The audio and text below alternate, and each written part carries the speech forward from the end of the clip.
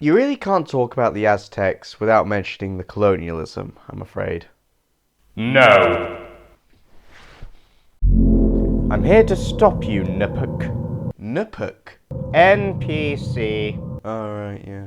Ever since I and the rest of the true fans decided that Classic Who was the only Who, for reasons that are not at all arbitrary, you and the rest of the Twitter Council have been doing your best to cancel the old show. Oh, come on! Freedom of speech, critical thinking, I thought you liked those things. Look, just please leave this story alone, okay? It's the first of the black and white ones I've actually managed to watch all the way through on one go. It has pacing for once. Look, hold on, I like this story too, and while I will criticise it, I'm actually going to be praising quite a lot of aspects of how the Aztecs are handled. Fine, but if you so much as think the word problematic, you and I are going to be having problems.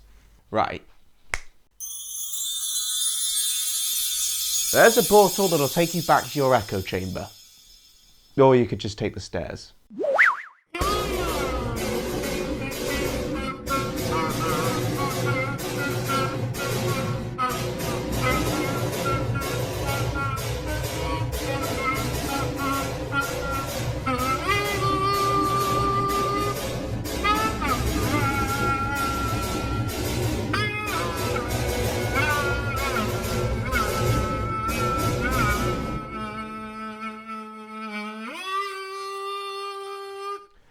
So the Aztecs is kind of the road to El Dorado, but done as a Doctor Who story. Up to be a god. Character sort of dressing up and pretending to be someone they're not is usually more Spooner territory, but this is not playing it for laughs one bit. This is very much pure drama. So the colonialism aspect has been criticised to hell and back, and quite rightly so. Lindy Orthia, Jack Graham.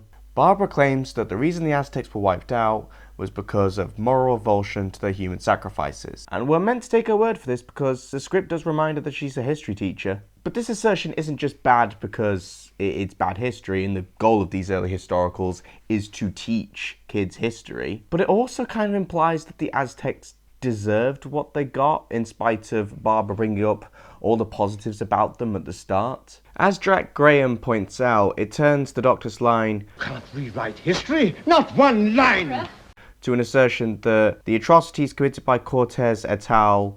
Just had to happen and in order for history to progress, however sad that might be. They are the same, Barbara. That's the whole point. You keep on insisting that Lotoxo's the odd man out, but he isn't. Ortlock's the extraordinary man here. He's the reasonable one, the civilized one, the one that's prepared to listen to advice.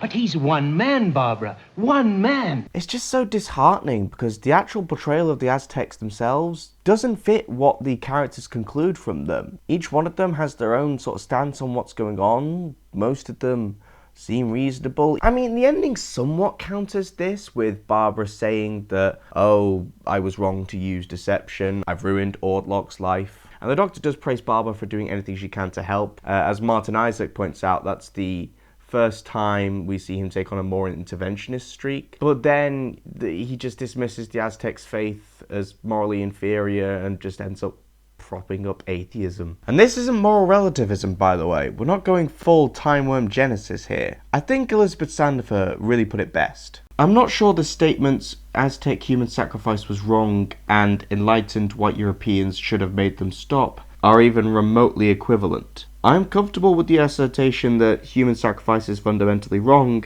I'm less convinced that there is any possible way for an outsider to a culture practicing human sacrifice to externally impose the end of human sacrifice. So it's weirdly anti-colonialist, but for utterly the wrong reasons.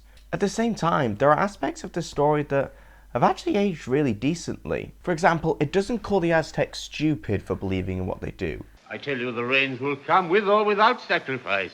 Council of Geeks, who's usually pretty critical about sci-fi stories punching down to people with faith, she points this out in her own review of the Aztecs. And I really want to single out Yotoxel. In particular, the performance of one Keith Pietz. Now, all you've got to bear in mind for the part is you've got to make all the children in the country hate you. It's a wonderfully cheesy, hammy performance, total panto villain. And this is good not because of sheer entertainment value, but because it makes reading this episode a bit more interesting. You see, Yotoxel's not being played like a fanatic, someone who genuinely believes that what he's doing is right. It's such a patent Laurence Olivier performance. the way it came out, It was Richard III. I mean, even the shoulder was up here somewhere. He's a politician, not a priest. And while I can't speak to the historical accuracy of this, it explains why human sacrifice in the version of Aztecs depicted here keeps going on despite the fact that most of them are like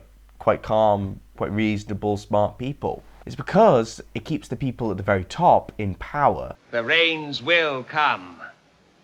No more talk against us that the gods were against us and brought drought to the land.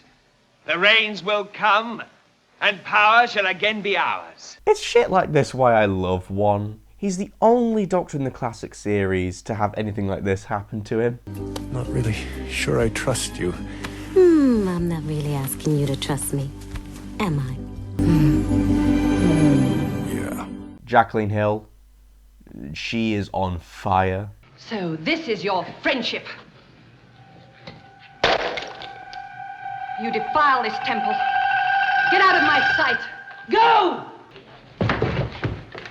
Ian's a bit of a mixed bag. Ytoxil kind of pushes them into it, and he's kind of forced to be Ixta's rival. But he didn't have to goad him nearly as much. And that brings us to the fights, which are a mixed bag.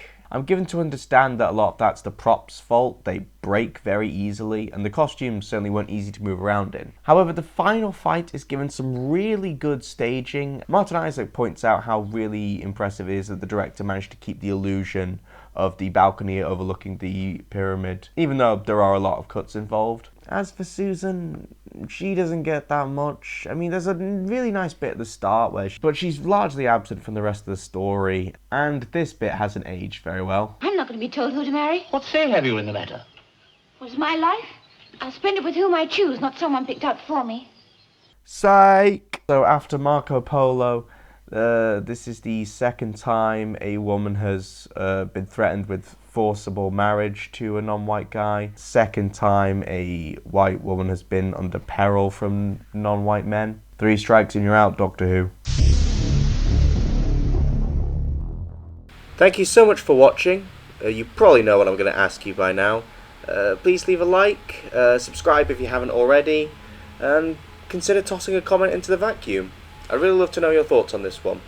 There'll be another video this week, one on Friday. I wonder what's possibly significant about the date the 1st of April, and another review next week.